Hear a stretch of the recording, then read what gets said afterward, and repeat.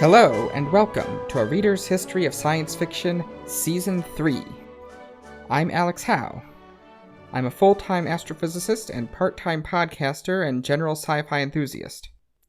It's been a year since I last signed off on this podcast, and I honestly didn't think I was going to do a whole new season. Maybe just a couple of one-offs here and there. But I went back over the history of sci-fi myself, and I realized I still have a few more stories to tell and a few more interviews that I want to try to do. So here we are. There have been some changes over the past year. I've now added Blue Sky to my social media lineup. That's just mirroring my Twitter and Mastodon accounts. The podcast is now on Audible, so if you use the Audible app, you're in luck. And also, I've just started a Patreon. Link in the description, and more on that at the end. I don't know how long this season will go. It might not be as long as Season 2, but I think I'm good for a dozen or so episodes. And for the first episode, fittingly enough, I interviewed someone who has considerable influence on how science fiction is analyzed and understood by the fandom. So let's get to it. To kick off Season 3, I am interviewing Jim Harris. Jim is a retired computer programmer and a longtime sci-fi enthusiast who has been called the king of lists in the sci-fi community for his efforts to compile all of the lists of recommended sci-fi books and short stories out there into a single resource. Jim runs the website classicsofsciencefiction.com, which provides a searchable, customizable database of all the recommendation lists he could find. I have cited his list several times in the previous 2 seasons, especially for the new emerging classics of the genre, although I incorrectly attributed it to the Worlds Without End website. In fact, they were only the host for version 4 of the list, and you'll want to go to Jim's website to see the definitive version 5. Jim Harris, thank you for coming on the show. Thanks. The database is at csfquery.com. Okay. The website Classics of Science Fiction is where I write about things, so but the new list is generated on the fly from a computer and a database. Mm-hmm. Yes, and that has been very useful to me. I'm glad. We see people hit it, so we know that people use it, but we've never actually ever heard anyone say they did. I actually think we think a lot alike, because if you hadn't made this list, I probably would have at some point, and I probably would have done it pretty similarly to your version 1. Oh yeah. I think other people have thought of this too, but it's an interesting idea. It's whether or not it works. What happened was when I met a guy at work, and his name was Mike, and we were talking, and I told him about Philip K. Dick, and he says, "Well, do you think we can go find some Philip K. Dick books?" So we went around town to the bookstores looking for Philip K. Dick, and as we talked about it, he asked me what were the best science fiction books ever written, and I says, I don't know. I mean, I can tell you which ones I like, but that's not going to mean that they were good or not, or whether or not you even like them. So I started thinking about that, and I thought, well, how do you come up with a way of saying which books are the classics of a field? The people at colleges and schools can claim a book as a classic, but that doesn't necessarily mean if you go to read it, you're going to like it. So I was trying to come up with a way that statistically would give people better odds at finding books that they would like. And so I started the list, and it's grown over the years. And then eventually Mike's also a programmer, and he had the fun job. He really enjoys this. After he retired, he made the online database, the CSF Query. And that's when it became really useful, I believe. I mean, before it was just a static list. When I made my own reading list back in 2011, I think, there it was less about the statistics at that time and more about completeness, making sure I wasn't missing anything important. Yeah. How long did your list end up being? It ended up being about 100 books. Yeah. We always sort of aimed at 100 books, but we always get more. So we had to find a way to cut it off. And that's why we use the number of citations. So currently the list, you have to have been on 12 lists to be on the final list. And how many are there total? How many citations in total? How many lists? Oh, I don't know. It's dozens and dozens, maybe more than 100 now. There's a list. Actually, I can check here real quick. There's a place you can go to on the CSF query. If you just go over to the citations, it'll show you one for all the citations for the books. And I'd say there's probably, I don't know, 100, 120 maybe. And then there's a list for the short stories, all the one list for short stories. Version 4, I know, was 65 lists, Yeah, but you started version 1 with only 9. yeah.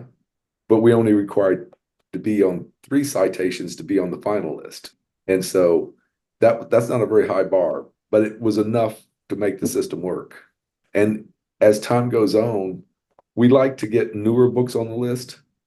But that involves, for a new book to get 12 citations is really hard.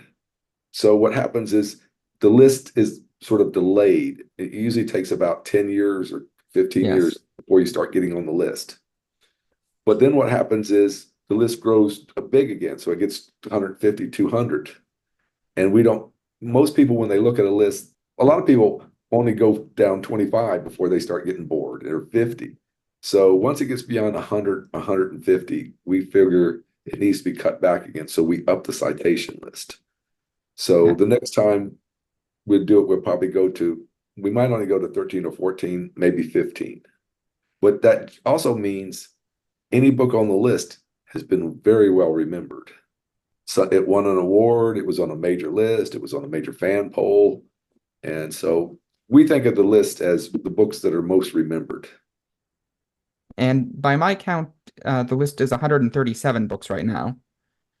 There's also, but one of the things that's come up over the years is people complain about the list. And we don't know, we're trying to figure out ways to improve it. And because a lot of people go, well, my favorite book's not on the list. A lot of times they accuse us, a lot of people don't read why the list was created. So they think we just made this list up. They don't understand that there's a system behind it. And they'll say, well, I read this book. This is the best book of all time. It's not on the list. Your list sucks. And what can we do? But if you understand the methodology, it still has a certain amount of success. But there will still be books. I even find books that I think are quite good that don't even get one citation. And so the system does not work in always, which is a shame. We need another supplemental way of identifying, the better books. That's one of my favorite things now, is to find forgotten authors and forgotten books. But so far, I've not come up with a method for identify them systematically. Yeah, that seems like it would be difficult. And there's another problem with list is that, are you familiar with Apple Music's new No, albums of all time list? no. It just came out and it's causing controversy because it's obviously made by people that are fairly young. And so anyone that's, not born in the 21st century are going, oh my God, these albums are not the greatest albums of all time. And so anyone who looks at the list, it's depending on their age, they may or may not respond to the list. Oh, this is just totally bogus. I've never heard of any of these books. But on the other hand, I've been watching a lot of YouTube videos, YouTube reviewers for science fiction, and I'm surprised how many young people are now reading older books and reviewing them.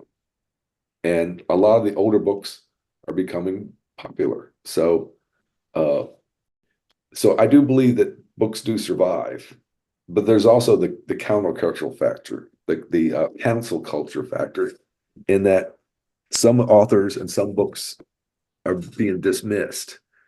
And so authors that one time I thought would be the Charles Dickens of science fiction in the 21st century are being forgotten. And other authors I never thought about are being rediscovered. So we keep adding new lists. And as people's opinions change and as young people come in and they have their favorite books, those lists get added in. And those if you go down and look at any of the newer lists, they don't look like anything from the, say, 1980s or 1940s. First of all, some of them just didn't exist, but they do keep changing.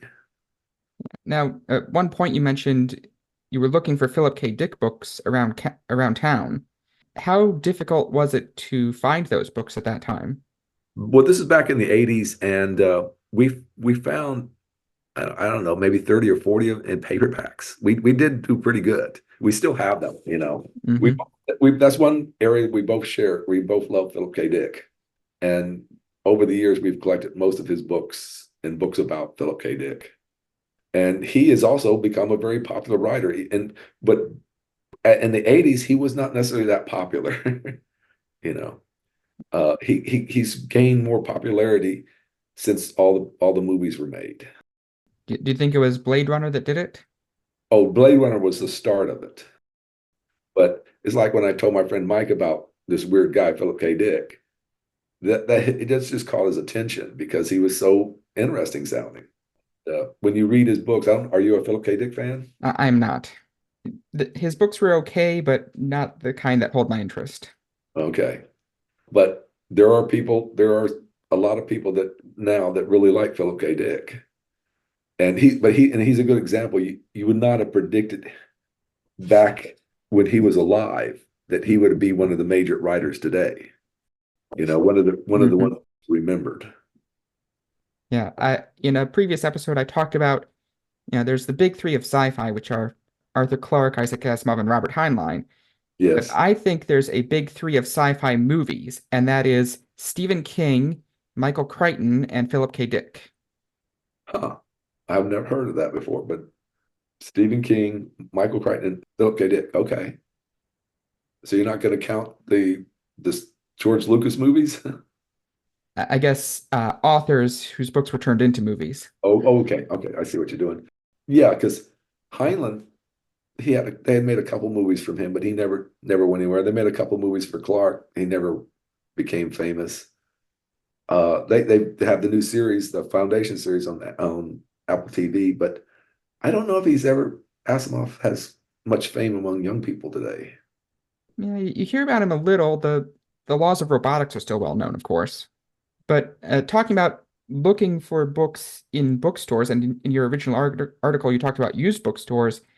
But my standard for if something is in print, quote unquote, is it on Audible? Oh yes, that's true. And And upwards of 90% of the books on the list are on Audible.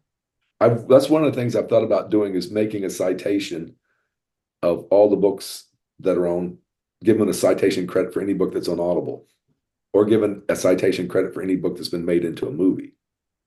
Both of those are probably worth adding. Yeah. I joined Audible in 2002, and I spent all these years buying up all the books on audio that I loved growing up.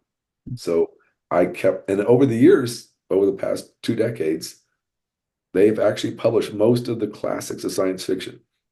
And I was real impressed. In fact, there are books now that are only in print but on Audible. But there's different other ways of trying to identify the classics. And I'm always open to hearing about that. I wonder, have you discovered any other people that do this kind of stuff? I haven't. Granted, I didn't look very far after I found your list because you say a lot of people don't read the description. I read the description of why the list was created, and I realized this is exactly what I've been looking for. Well, I do have people that strongly disagree with my list set method. And it's people I respect too, because Hmm. they go, well, your method does just not find all the books. And that is true. So I'm still looking out for other methods. What tends to be is like you say, is it on Audible? Did they make a movie of it? In fact, most people concept of what is a classic book is because there's been a movie made of it, you know. I mean, look how many movies have been made of Jane Austen. I mean, she has 6 books and they keep making movie after movie versions, you know. Or Little Women, which is one book that, you know, Louisa May Alcott had a big success with, and they keep making the same movie over and over again. But most science fiction books don't have movies. And another thing is whether or not they're taught in schools. And some of my citation sources are from teaching lists. I wish I could find more of those. Those would be interesting. That's a topic that I actually might make an episode about. What science fiction books are taught in schools and which ones should be taught in schools, because that's, of course, these days that's a very political topic, but that's a very complex topic in itself. Yeah, and it shifted because for a while I wrote for Book Riot, and I could tell I was an old guy just totally out of place there. So I quit writing for them. But their sense of what is in and cool and appropriate did not involve the old books I like. In fact, it was sometimes even to talk about some of the old books I dealt with would be problematic. So it's in fact I've been sort of disappointed. It's like Heinlein. Heinlein was my favorite writer growing up, and I realize a lot of his stuff is awful and has problems. But I still like a lot of his books. I generally tell people I like Heinlein before 1960, any of his books before 1960. But I think the books after 1960 have, well, cultural problems.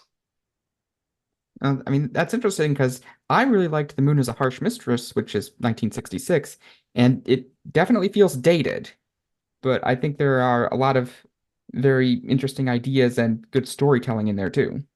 Oh yeah, that I really loved Moon is Harsh Missions when I read it back in '66. But there is problems with it where I can understand where young people wouldn't like it. But there's also the problem that the loonies are lobbing rocks at Earth and killing millions of people and for some sort of strange revolution that Heinlein is, comparing to the American Revolution. And I think there's some problems there with, killing people like that. Yeah, if you go on TV tropes, they call that protagonist-centered morality. Well, Heinlein has a very weird sense of morality.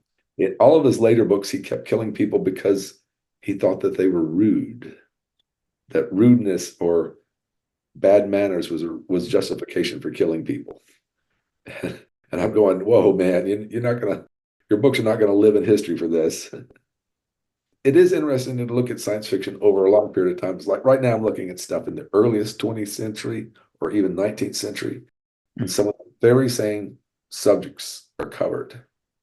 It's just, but we've forgotten them. Hmm. So I read a short story the other day called The Lady Automaton, and it's basically about the guy invents a woman, but within the story, the guy sets up the idea of testing for intelligence and playing chess and stuff. So it's the same thing that we did for artificial intelligence, same thing that the computer scientists went through. But he did this in 1901, but it's forgotten. So Yeah, that's what happened with science fiction. It's popular for a little bit, and after a while, and we can see this when we look at our charts in our database. There's books come into popularity and then they trail off until they start disappearing. And it takes a while to get on the list, and it takes a while to get off the list.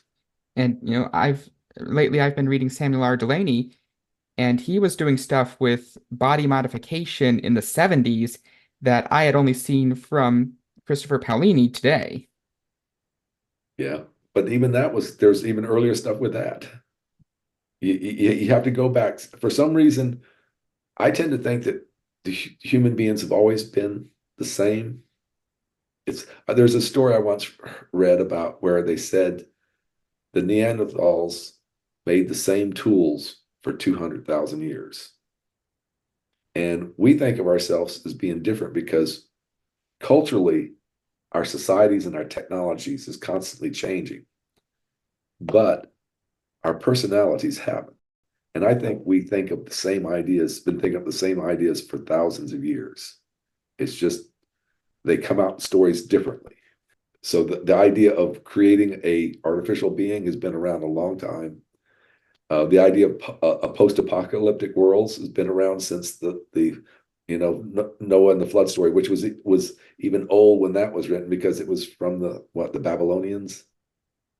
So this has been a long-term project for you. You made the first version of your list in 1989, which was the year I was born, Oh, and it appeared in the fanzine Land's Lantern number 30, which you can find digitized online. I'll link it in the description. And you also wrote an article to go with the list explaining how and why you made it, which I encourage listeners to read for themselves. It's really good. Uh, but you know, you were clearly thinking about these kinds of things even back then, and you have a long discourse about what makes a classic. And the thing is, since '89, my views have changed. I realize getting old, I did not anticipate this, but I thought the books that I thought great back then would still be great today. And it's what it's been, I mean, just 30 years. But the books that they've lost their popularity. A lot of books have lost their popularity. They so what a book is appealing to people, it changes. That's why it's interesting to look at the list sources over time. Anyone can go into the list of lists and see how, Mhm. look at the individual list where all the citations came from. And you'll see books on there that they're just completely forgotten. And the most cited books on the original list are still on there, but a lot of the ones that were kind of in the middle are not. No, yeah. And also some of the ones that are still on there, but I was surprised to see them on the original list. For example, for Kurt Vonnegut, the original list had only one book of his on it, and it was The Sirens of Titan, not Cat's Cradle or Slaughterhouse-Five. Well, yeah, and you would have thought Slaughterhouse-Five would have been the one to make the list. Yes, Slaughterhouse-Five is one of those that is taught in schools. Yes. And so as we kept adding new citation sources, Slaughterhouse-Five got on the list. So that's another thing. It's given enough time, some books, but it's also amazing that the most cited book is The Left Hand of Darkness. And it's not even one of my favorite books. I mean, I admire it, but it's not one that gives me all sorts of warm fuzzies when I read a book, But it has more citations than any other book on the list. And it Hmm. seems to be growing in popularity. And of course, Ursula K. Le Guin and Octavia Butler are sort of the signposts of feminist science fiction, which has been very big in recent years. So that's not surprising from that standpoint. Now, one area where the the women writers are helped is that we included several lists of the best books by women science fiction writers. We don't have any books on there, the best books by men science fiction writers. But I thought that was fair because so many lists before that had ignored women. Probably anyone who analyzed the list, I mean, some sort of statistician could analyze our methodology and find all kinds of holes in it. So we try not to, I try very, very hard so that we don't influence the list, but we do influence the list a little bit by when we find a list and add it, that choice of picking a list, because there's so many people making lists now. If you go on the web, you go on YouTube, everyone has a top 25 list or a top 100 list, and it's we don't add them all. We try to add the list where we think the person has read a lot of books or has some sort of authority behind them. Anyone that when they from their website or from their YouTube site has a sense of history, science fiction history, and seems like they're well read, I will add their list to the list. But if I read some list where the top 25 books of all time are all books that came out in the last 5 years, I can't. I feel that's too narrow. But I also try to keep as many new lists as possible. For our short story list, we've always used every year there was 4 or 5 best of the year anthologies. Well, just recently, I think 3 of them have died. So we don't have the statistics anymore for tracking short stories. Hmm. It's really hard to track short stories. Short stories aren't as popular as novels. Yeah. Although the flip side to the past 5 years problem is I've done several episodes about children's science fiction, and even if you go looking for older children's science fiction, it's hard to find any. Well, since I don't, I'm not even, I'm totally clueless about what children's science fiction is like now. It's much faster moving because kids age out of it, and the next generation of kids will pick up whatever's on the bookshelves.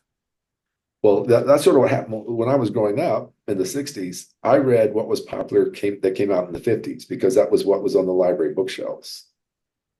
But actually, and it took me until I was, I don't know, maybe 11 before I even knew there was a concept of science fiction. But that was because the world was different back in the 50s and 60s.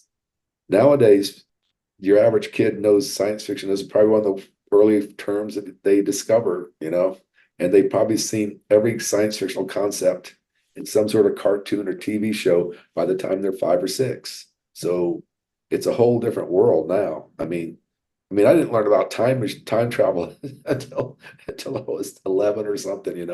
So a lot of the concepts of science fiction came to me late, whereas kids today have, it's just built into them practically. What they like is going to be very interesting. I would find it interesting to see if a young person would come up with a system for identifying books, a system that's different from mine, and I could see a whole different world of what young people see in science fiction. These days, it's much more of a social media thing, and that is very fickle, what goes viral and what doesn't. There are websites like Top Web Fiction, which solicit user reviews and recommendations. So it's still by number of recommendations, but it's crowdsourced. So Yeah, it's sort of like the reader polls you cite in your database, but it's I think more heavily weighted in that direction. yeah, I've heard that actually social media is sells more books than anything now, That would and not surprise me.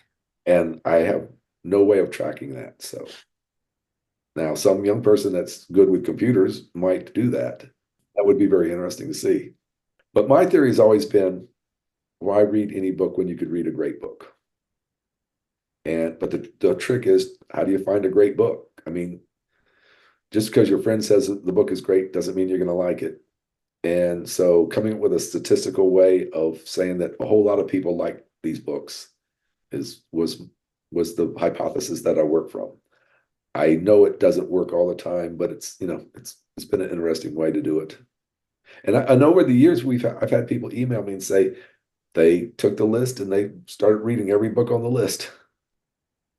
Now, you first published the list in a fanzine, and what how did that come about? What was your involvement in the science fiction community up to that point? Well, do you know much about fanzines? Not a lot.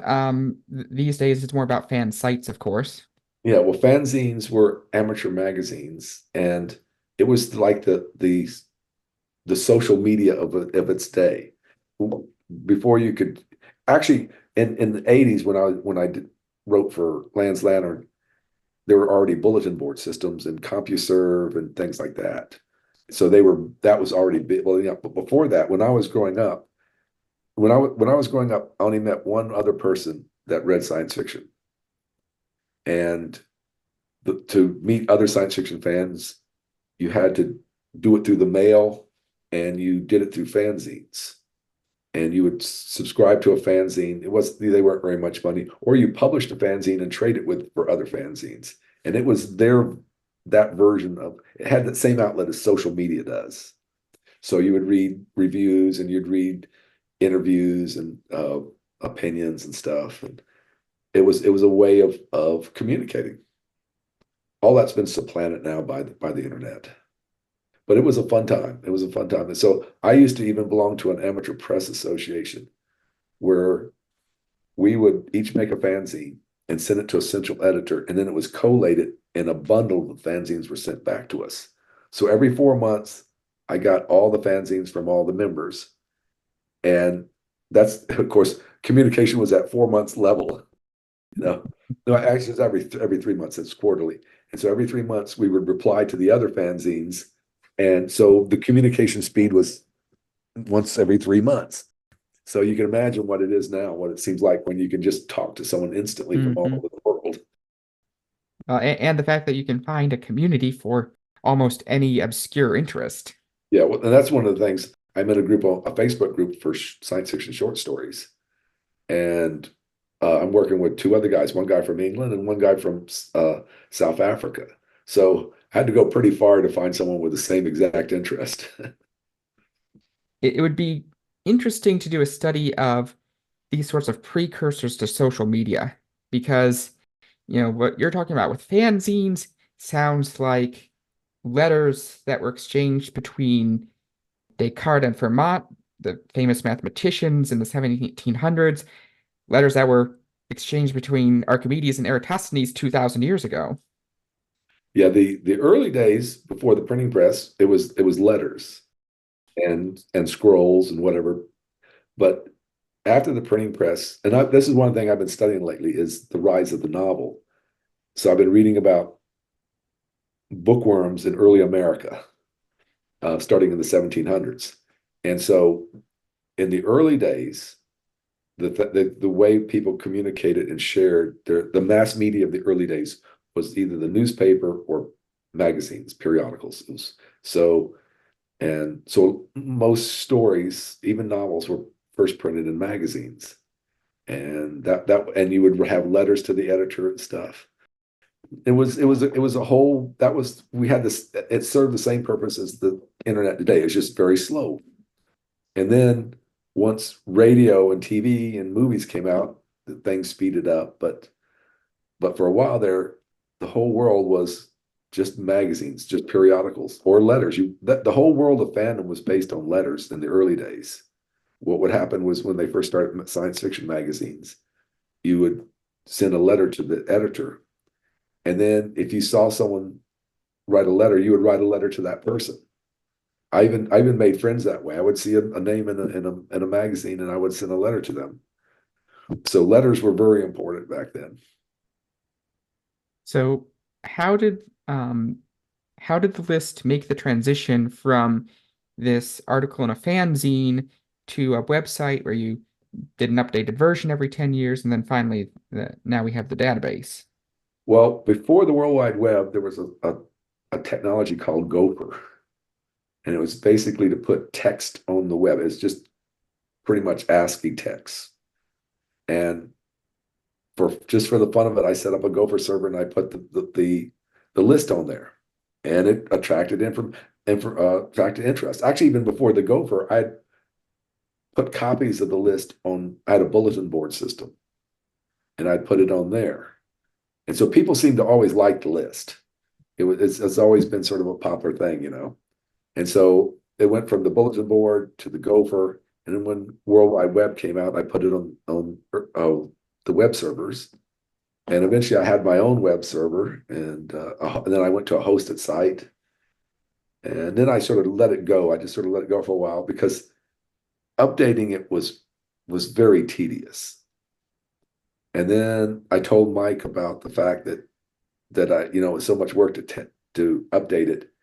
And I said it would be great if we could put it on a computer so that whenever we find a new list, a new citation source, we could just type it in and it would add it to the system on the fly. So now we can add the list whenever we find, we just add it, and it's no more extra work. All the numbers recalculated instantly. So if we add a list, sometimes a book will show up that's not been on the list before. Oh, and one thing you should tell your audience is that there's a list builder on there. So if you don't want to use our citation criteria, you can just go in there and build your own list of any type. You can say, I want the best stories from the 1950s and anything that's got 5 citations, and it'll generate for it. And you can actually download it as a CVS file and use it that way too. So we try to make the list so people can do whatever they want with it, or make their favorite author. You can go in there and make a list of all the stories from your favorite author or whatever. But after we got the database, I've sort of forgotten about it. Every once in a while, I check to see if there's any new great lists, and I add it to it. So, and me and Mike are sort of amazed that sometimes this site gets a lot of hits. And I mean, it's not like millions of hits or anything, but it gets hundreds of hits a day. So I guess part of my question there is when and why were you motivated to create a version 2 after you had the version 1 on the web? like you said, it didn't produce a very long list, and there were newer books. So as books come out, you look at the list and go, well, gee, it doesn't have this, doesn't have that. So you start going, well, we need to catch up with the newer books. So we find newer lists, newer citation sources that recommend books that's been published. So if you wait 10 years and collect up all the new list, all of a sudden the list will change because they'll add in the new books. But if you up the number of citations, some of the older books will drop off. So that way, when we pick the cutoff, whatever the citation number cutoff, we try to keep it close between 100 and 150. So if we didn't do that, the list would be huge. And it's like, for example, I was always disappointed that writers like Jules Verne and Doc Smith, their books have just sort of disappeared from the list. A lot of old classics that the people loved in the 50s, the fans who loved in the 50s and even the 60s, many of their favorite books have just gone from the list. Jules Verne is on the current version of the list, although not as many citations as I would have expected. Yeah, but not all of his books either. Right. It's only Journey to the Center of the Earth and 20,000 Leagues. Yeah, and that's because there's movie versions of those. Any story that has a movie version or multiple movie versions tends to get on the list. And that's one of the things I've learned from the database is that if you want to write a book that lasts, it needs to have a movie version. Because without a movie version, books are forgotten. That's a weird thing to think about, but classics are actually almost defined nowadays by media versions, movies or masterpiece theater or whatever. And there's a lot of books from the 19th century that were great books, but no one's ever made a movie of them, and they're not taught in school, so they're just forgotten. That's one of the things I find interesting about the 19th century literature. What people liked to read back then was so much different than it is today.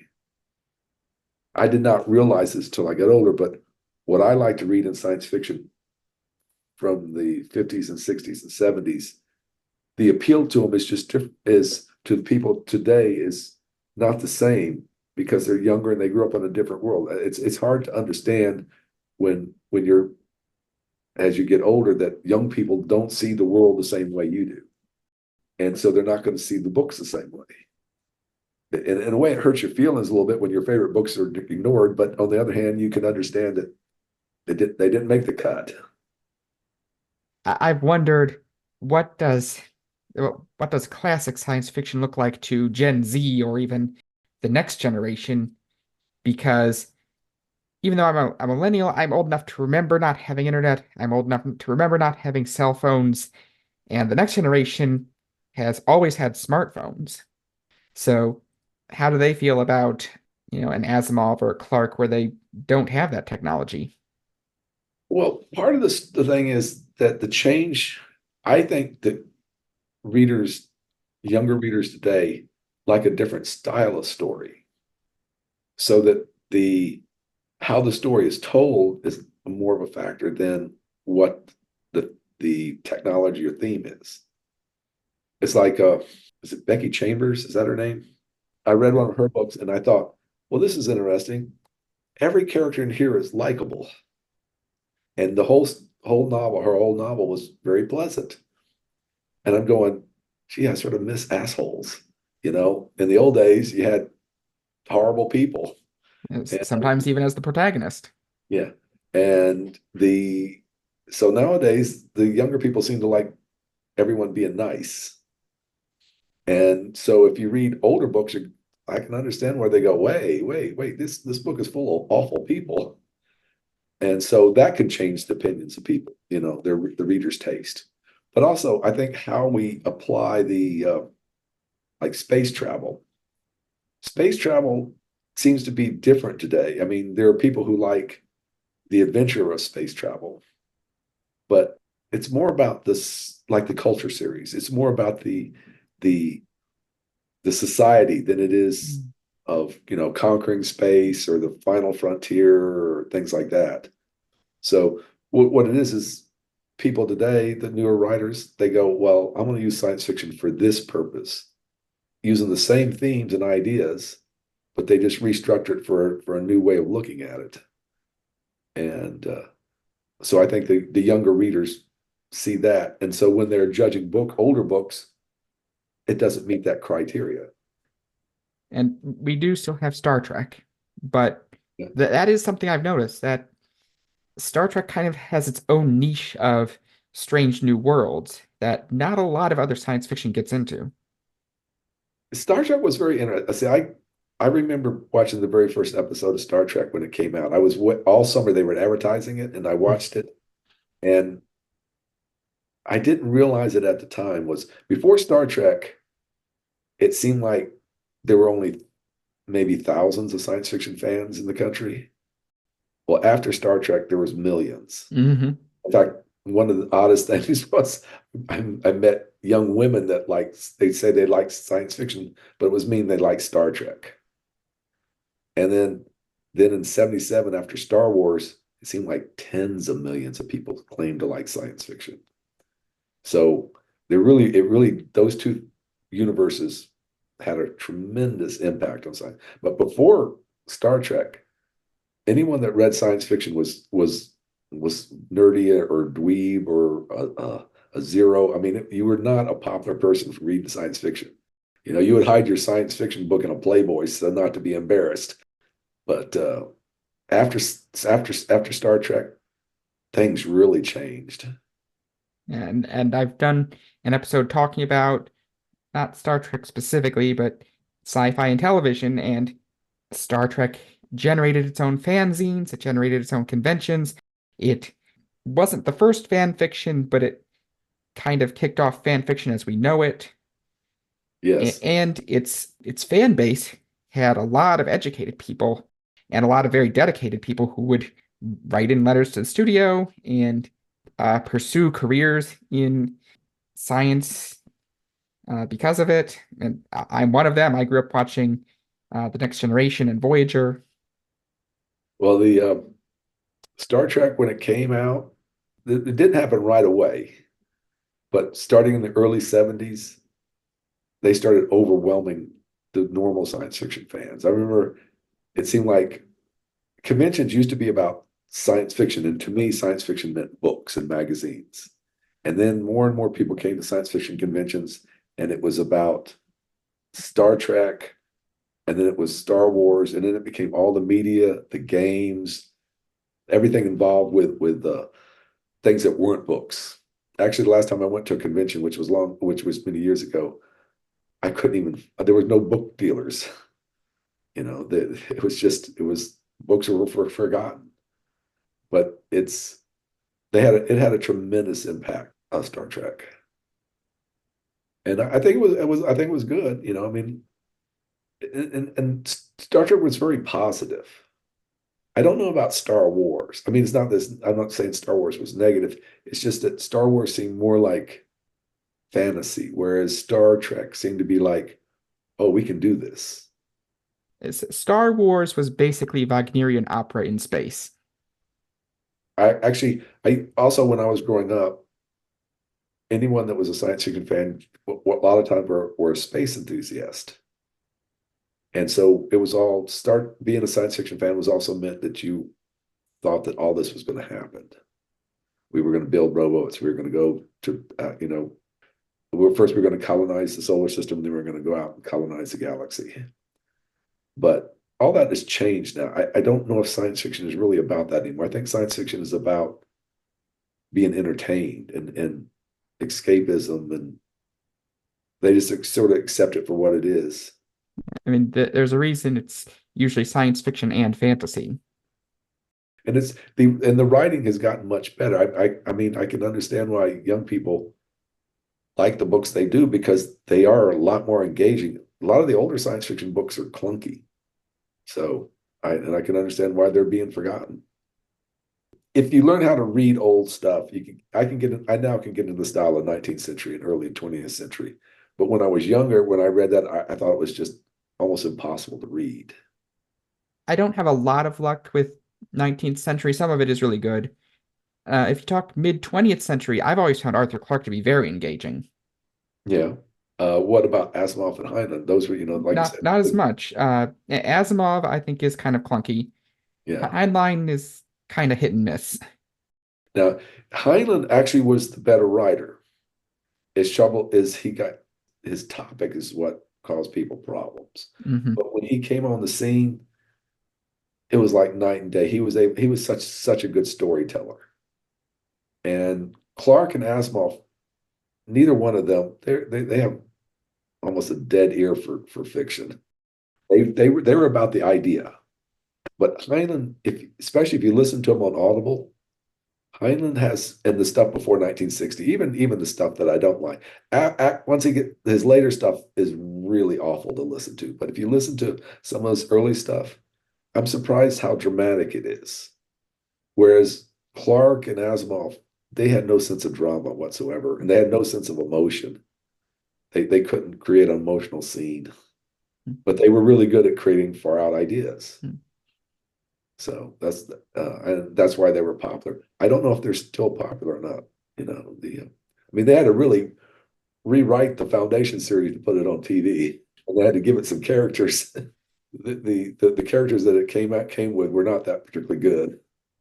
Yeah, the original Foundation series has two characters who really matter. One is Harry Seldon, who dies at the beginning, and the other is the mule.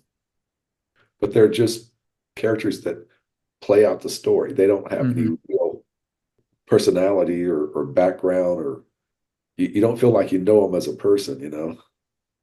But that's one trouble I have reading old Asimov is that I can understand where he came from for the ideas, but he just doesn't have any emotion in his stories. I mean, to me, have you read Flowers for Algernon? Yes. That's few science fiction writers can develop an emotional story like that. And even Heinlein couldn't do that. So, and I think what's happening is modern science fiction writers, the ones that the younger people like, I think that's what they like about it. The newer writers are developing stories where you have an emotional attachment to the characters. And it's less important that you're flying around in this spaceship that has whatever warp drive or whatever. So you were a computer programmer. Yeah. What generation of computers did you get into it? Well, I went to a 2-year tech school and I was doing things like punch cards, IBM 360. And then I got a job and uh, I wasn't in computers. I worked at a library. I also wanted to be a librarian. But I wasn't a librarian. I wanted to be a librarian, but it required 2 master's degrees.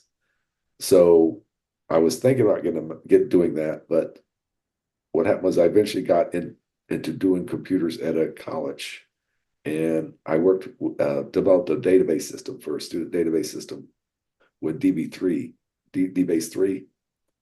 And so one of the jobs I got hired to do was to do Novell networking for the school. And then the internet came in and I helped do that. And then I moved my database system. My database supplemented the university system for a college of education. And then I did a web-based version. So it used HTML and ASP and SQL Server, Microsoft SQL Server. So it could be used by Macs and PCs or anyone. So, and that was most of my computer career. I was never a high-level computer programmer. Mike he worked for FedEx. He was a super computer programmer. But I started out with personal computers, 8-bit computers. So my first computer was an Atari 400. And then I went through it and the TI 99.4A and the Commodore 64, Commodore 128, Atari ST. I just went through all those old home computers. See, I do scientific computing and scientific programming, which is not quite the same as corporate programming. We're Yeah. usually doing it on somewhat smaller scales. And also, it's not like it was in the 8-bit era. You usually don't have to worry about memory. What languages do you use? My default is Python, and if I hit something that I can't do quickly in Python, I pull out my secret weapon, which is translated to C++. Oh, okay. Before I retired, I was going to learn Python. And even after I retired, I have a whole shelf of books on Python. I just never gotten around to doing it, but I wanted to learn Python and R because when I worked at the university, buying SPSS was so expensive, and I was trying to convince the people to switch to R, but no one wanted to do that. I don't know if it's ever gained popularity or not. but I A do. lot of people use R in sciences. But also, one of my dreams was to learn C++, because real programmers use C++ and C. So I got into Linux back in the early 90s, and I always wanted to be a Linux person, but I never did. I only played around with it. But I did in the early days of Linux, when you would download it from the Usenet News. It was somehow, I've forgotten how they did it, but they'd have code embedded into a message, and you'd have to download it and decode it to a floppy disk. And you could build Linux from a set of like 9 or 10 floppy disks.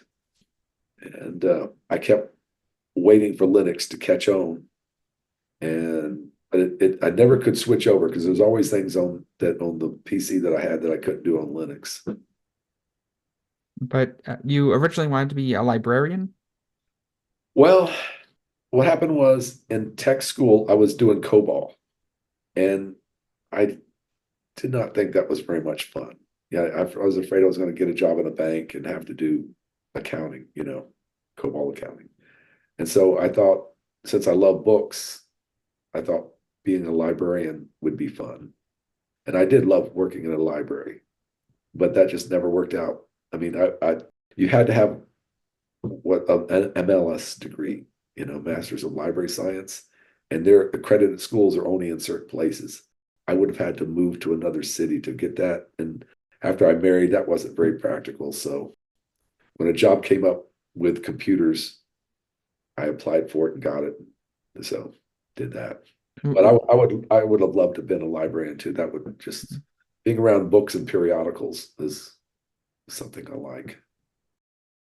Did your background in science fiction influence you to go into programming at all? Sort of. Actually, The Moon is a Harsh Mistress is one of the books that made me think about computers. Remember Mike, the computer? I love that character. That was actually a good character he was a computer. And then I liked Harley Was One. I don't know have you ever read that? It's called When Harley Was One by David Gerald. No, I don't know that one. It's another story about a sentient computer. And later on, Richard Powers wrote a book called Galatea 2.2, which is about a sentient computer. So I've always loved that, which made me want to like computers.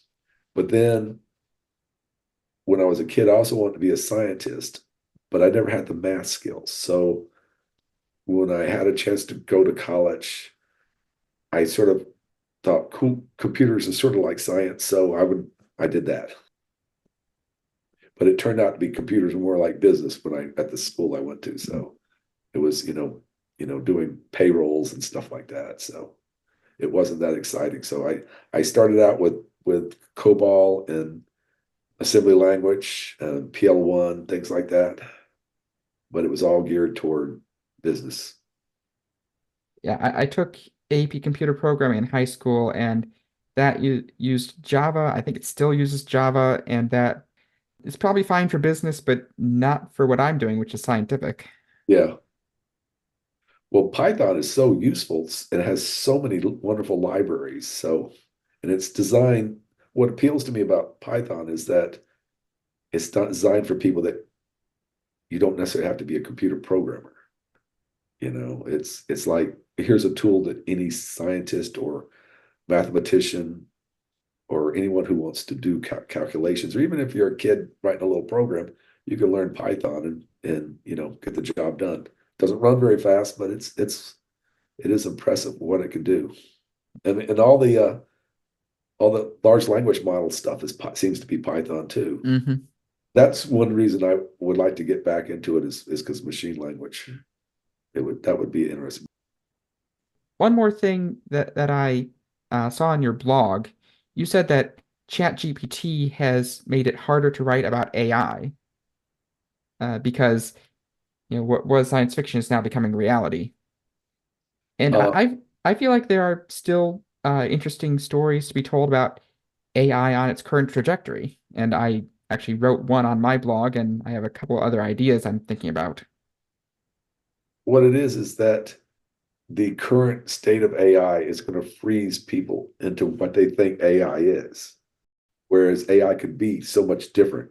So I think a good writer, if he thinks about it, could come up with ideas beyond it. But for most part, God, so many books have been written about sex box and AI girlfriends and stuff like that. I'm going that's just sort of, I don't know how many books I've read about that, and it's just I go, can't you think of something new, you know? But and then you have the thing like the Terminator stuff where the AIs take over the world, and so you have to writers need to think of something that's going to do with AI that's going to do something that no one's imagined. That's the trouble with science fiction is it's getting harder to imagine something that we haven't already done. And with the internet, harder to imagine something that somebody hasn't already thought of. Yes, yes. Everything, the internet is like a hive mind. And before we had the internet, I could not back in the 60s, I could not have imagined what it's like living now. And I find it actually I would not like to go back either because I'd go, boy, the world would be so slow and dull without the internet. But it is a different world now because everything is so interconnected. But it's going to get harder and harder to come up with something new, I think. And I have some ideas, but I'm not going to say them because I want to use them for myself. I don't think they've done everything that they can. I don't think science fiction writers or robot scientists have done everything they can with AI yet. But I think the traditional science fiction writer that we see today, like Murderbot is a fun story, but there's nothing in it that's innovative about AI. It's just a fun character. And Yeah. I'm not trying to be negative about it. It's because it is a fun story. But what would real AI character be? You know, so far people just have not come up with anything good, I don't think. Actually, the Richard Powers story, the Galatea 2.2, was to me more interesting because it was about a writer who went back to his school and he was a writer in residence and instead of putting him in the English department, they put him in the computer science department. So he decided to write a program that could pass a master's thesis and be able to answer any question about a classic work of literature, which is ChatGPT could do now, but I don't know how well it could do it and whether or not it could do it in a way that we would find. I think what it is someone needs to come up with a way of understanding an AI that could actually write about literature in a way that we think is perceptive and perceptive in ways that we could not understand as humans. The thing with ChatGPT on academic subjects is if you give it a high school or even intro college level question, it'll give the correct answer because it'll just regurgitate the answers that are already Yeah. on the internet. If you give it a graduate level question, it sounds like an undergrad who didn't do the reading. Yeah, it can fake. Well, actually, what it's doing is just copying what it's found. It needs to have insight, and so far, it doesn't have any insight. But one of these days, we're going to be talking to ChatGPT, and I'll realize, wait, this thing is thinking of things that no one's ever thought of before. That's going to be interesting. But see, Hmm. as a writer, how do you do that? How do you put something in a book in a story where the reader's going to go, wait, no one's thought of that before, and believe it that a computer did it? Well, Maybe you can write a story for that. final question that I ask all my interviewees. What is your favorite science fiction book or one of your favorites that is not on the list? Wow, okay, I'm gonna have to think about that a minute. One that I know that's not on the list is Empire Star by Samuel R. Delany. It might have a few citations, but I don't think it's made the list. So that's I like that story. I don't know if it's great or not. The trouble is I can remember a story that I've been reading some stories that haven't were not on the list, but I can't remember the names now because I can't Mm. remember. I'd have to look them up and stuff. Okay, well, Empire Star is good, and if you have more, I'll add them to the description. And Jim contacted me after the interview and told me that the book he was thinking of is titled The Hopkins Manuscript by R.C. Sherriff. There's one that I came across, a English novel about the end of the world. and it was done, I think, in the 30s. I was surprised how well written it was. And I wrote a review of it, but I can't know if I can come up with it real quick. So the one I read recently that I thought was really nice was The Sea in Summer by George Turner, which is an Australian writer, and it was on the SF Masterworks list. And this is a book I would recommend, and I liked quite a bit. It's set in a world in the future after the climate change has been happening.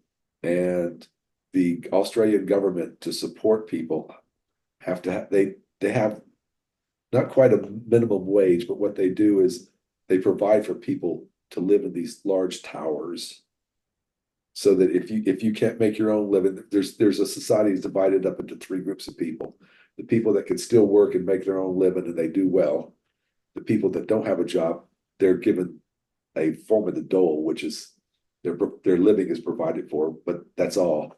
And then there's a few people that sort of in between that are trying to avoid being in the towers. And what it's about is a family that's falling out of the well-to-do, and the two boys have different paths on trying to stay out of the towers. And it is, for people who talk about a guaranteed income, it's interesting. People talk about what life would after climate change is going to be. It's very interesting. But I just thought it was a well-written story. And what's interesting is the bad guy that starts out as a bad guy, you realize he becomes the good guy. All right. Well, Jim Harris, thank you again for coming on the show. Well, it's been fun. But this went pretty well. Okay. Well, hope you can use it. Okay. Well, thanks a lot. This has been A Reader's History of Science Fiction. This podcast is hosted by Libsyn and is available on SoundCloud, Spotify, Apple Podcasts, Audible, I'm pretty sure that's new this year, and all the usual mirrors for Libsyn. And I don't think Google Podcasts is a thing anymore, but everything is always mirrored on YouTube. In addition to the podcast, I produce other YouTube videos on my Science Meets Fiction channel. I'm on Twitter, or X if you insist, and Mastodon, and new this year, I am also on Blue Sky as Sci Meets Fiction. My personal website is sciencemeetsfiction.com, where you can find my occasional text posts. And also new this year, I am now on Patreon. I'm not looking to go overboard with shilling my paid content or anything, but if you're interested in donating to help me improve my production value, go check it out. Also, future episodes of this podcast will be posted there 1 week early for my early access patrons. Link in the description for more info. In the next episode, it's the first author interview of the season, and I will be interviewing one of the living legends of science fiction, and as it happens, the oldest living author on the Classics of Sci-Fi list, Robert Silverberg. You won't want to miss this. And as always, thanks for listening.